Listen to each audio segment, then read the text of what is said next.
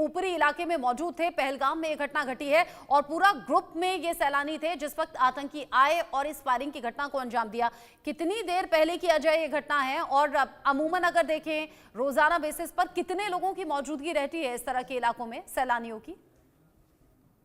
देखिए, कश्मीर में इस वक्त क्योंकि छुट्टियों का सीजन, एग्जाम जो है वो खत्म हुए हैं, तो टूरिस्ट जो छुट्टियों के सीजन में जो है उससे पहले भी आना पसंद करते हैं, क्योंकि जब छुट्टियां पड़ती हैं तब बहुत ज्यादा क्राउड हो जाता है। तो ऐसे में हर जगह पर अगर आप देखें तो इस समय जो है वो टूरिस्ट लगातार पहुंच रहे हैं, चाहे वो पहलगाम है, गुलमर्ग का इलाका है, श्रीनगर में डल लेक का इलाका है या बाकी डेस्टिनेशन हैं। तो ऐसे में सैलानियों का नंबर जो है वो लगातार बढ़ता रहता है और आने वाले दिनों में ये नंबर जो है और बढ़ने वाला था। मगर आज अचानक से जब ये वाकया हुआ है उसके बाद यकीनन सुरक्षा बल जो है उसी ऐसे इलाकों में जहां पर सुरक्षा बलों की तैनाती कम हो सकती है वहां पर कहीं ना कहीं डिप्लॉयमेंट को जरूर कम करेंगे, उनको सुनिश्चित करेंगे और टूरिस्ट को जो है कहीं ना कहीं गाइड करेंगे कि किन किन इलाकों में जाना है, कहाँ नहीं जाना है। अमूमन इस तरह की एडवाइजरीज पहले भी रहती हैं। इस तरह की एडवाइजरी जारी हो सकती है और जो सैलानियों की सुरक्षा है, जो सिविलियंस की सुरक्षा है, वो प्राथमिकता है पुलिस के लिए भी और सेना के लिए भी। अजय, एक बात और बताइएगा, जब भी इस तरह की नाकाम कोशिश होती है, यहाँ तो हमला हो गया है, जब भी आतंकी इस तरह की किसी भी कोशिश में होते हैं, अंजाम देने के इरादे से आते हैं, या तो अंजाम दे देते हैं या अंजाम अगर नहीं दे पाते हैं तो भागकर फॉरेस्ट एरिया में छिप जाते हैं। आप बताते हैं ना कि संदिग्धों को देखा गया, फिर सर्च ऑपरेशन चलते हैं। क्या आसपास ऐसा ही फॉरेस्ट एरिया है कि आपने कहा 2 से 3 आतंकी हो सकते हैं, भागे तो उसी तरफ होंगे ना जहां छिप सके?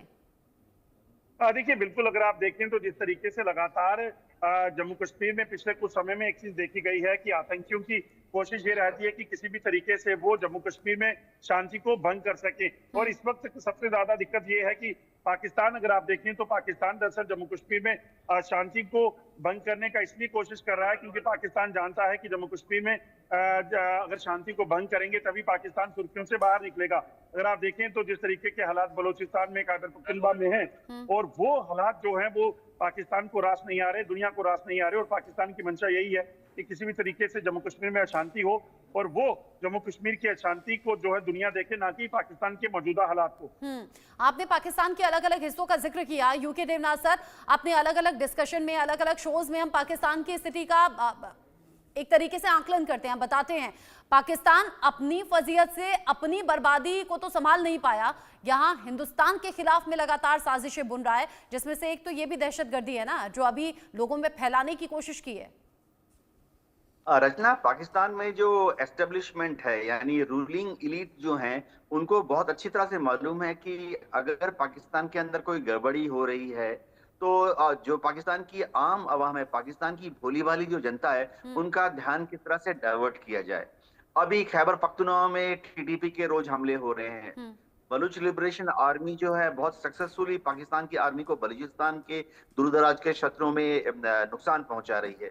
तो पाकिस्तान की आर्मी के ऊपर, आईएसआई के ऊपर दबाव आ रहा है कि क्या ना सिर्फ पीएमएल-एन के जो लेजिस्लेचर हैं वरन पीटीआई के जो दूसरे लेजिस्लेचर हैं वो भी सवाल पूछ रहे हैं कि पाक की फौज फेल क्यों हो रही है। ऐसे में उनका एक स्टैंडर्ड रेस्पॉन्स होता है कि हिंदुस्तान में या जेएनके में कहीं पे एक धमाका करा दो, एक टेरर एक्टिविटी करा दो। इससे उनको 2 फायदे होते हैं। एक तो वो आम जनता का ध्यान भटका देते हैं, दूसरी चीज ये होती है कि उनको अपने हायर अप से शाबाशी भी मिल जाती है।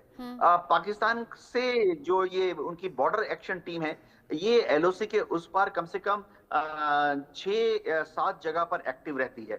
जैसे ही बर्फ पिघलनी शुरू होती है तो ये बैठ के जो टीम है ये एक एक दो करके इन आतंकवादियों को घाटी में पुश कर देती है, खासतौर से रात के अंधेरे में। होता यह है कि इनके वहां पर जो स्लीपर सेल्स हैं वो इन बाहर से आए हुए भाड़े के आतंकवादियों को रहने की जगह दे देते हैं, खाना मुहैया करा देते हैं और लोकल सिम कार्ड भी कई बार दे देते हैं। लेकिन ये बच नहीं पाएंगे, ये पकड़े जाएंगे।